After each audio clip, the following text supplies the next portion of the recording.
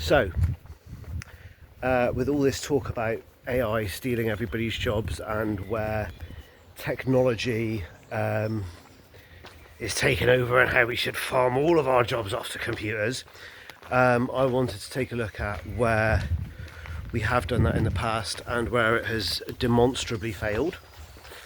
And the biggest example that I can think of, well, certainly the example where it's done the most widespread damage so far is with gambling.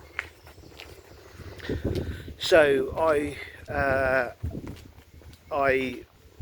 am not really allowed to gamble. So because I work in the sports industry, you're not really allowed to gamble on things that you're not allowed to gamble on things that you could have a direct impact on the outcome of, or have information that could be used in some way. So I always go to the same shop with the same people and place the same bets, and the bets are never more than £2 or £3, so we don't really have any questions that to be asked in that situation. And so because of that, I like asking the questions academically, and I think that it's a fun thing to do. So because I know the staff, because as I say, I will only ever go into that betting shop. One thing I will never do is I will never gamble online. Main reason for this is a bizarre one, is that during lockdown, or during the first suspension of human rights, I lost my debit card, and I thought, right, okay, well, don't sign up for any online sites or services because you ain't got a debit card anymore. You got nothing you can do. And then I lost it again. And then, bizarrely, I lost it for a third time. So if you lose your card 3 times in 3 months, I think the man upstairs is trying to drop you a message. So that was when I went cash only, which I still am now. And so where I knew that I would only ever be able to gamble if a Bookmaker's was open. Now, there are certain things that a person, when they're gambling in a shop, there's certain things that they can't do, and let me tell you what those are.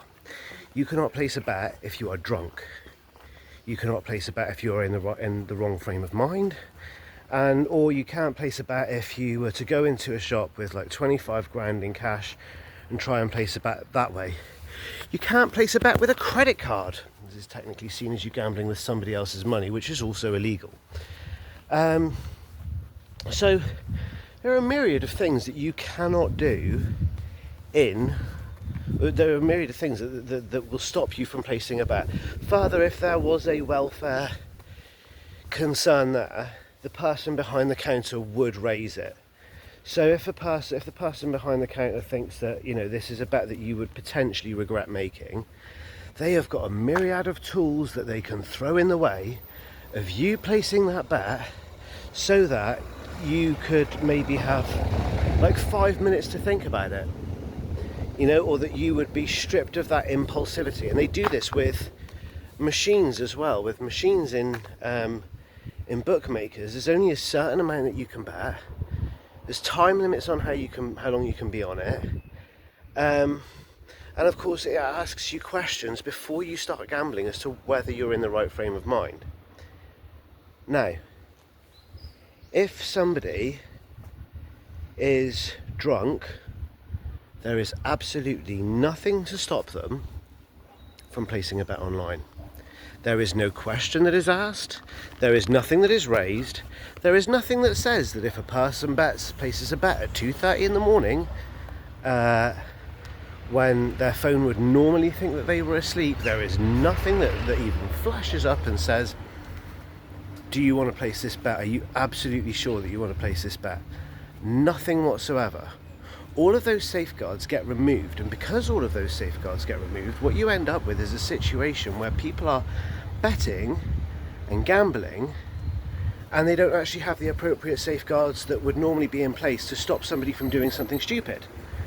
And these safeguards are important.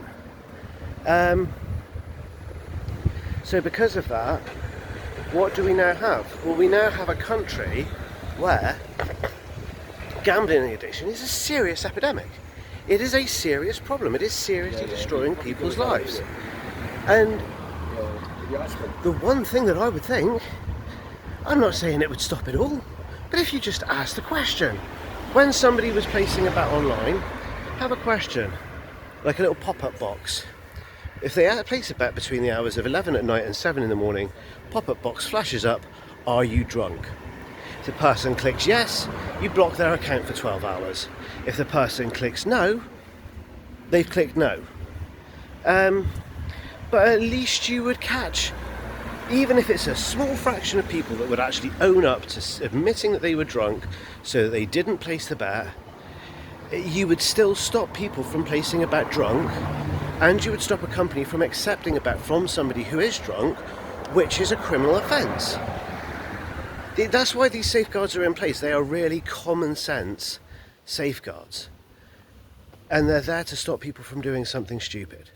And it's the same with like online slots, all forms of online gambling. We've farmed that industry over to the internet.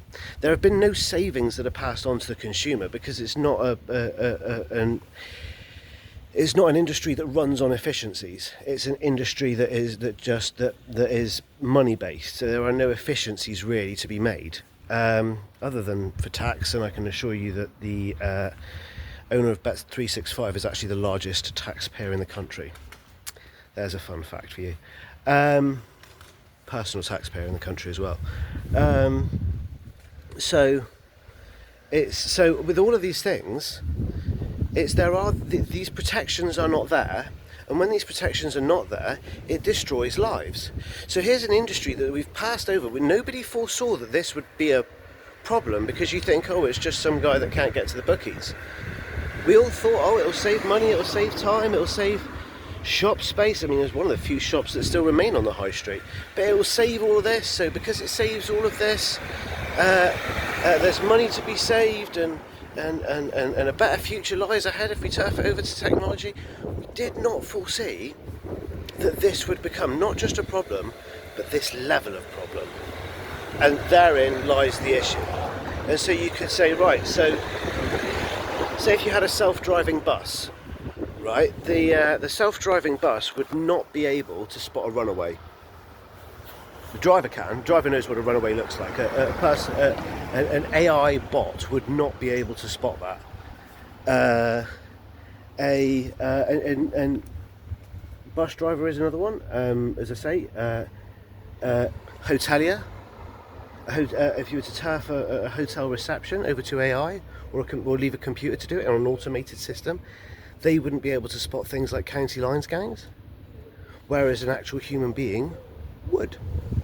And this is part of the problem, is that if you turf these decisions over to computers, first of all, the savings aren't coming to Joe Schmo like you or me. They're going to the fat cats. And second of all, the safeguards, critical protections that we have in place in our society for a very good reason, where there are umpteen training courses that a person has to do, usually based on common sense rules, a computer would not be able to do it. And so it's not just that as well, but it's not even a case of having to think, because none of us thought that these problems would ever arise in the first place.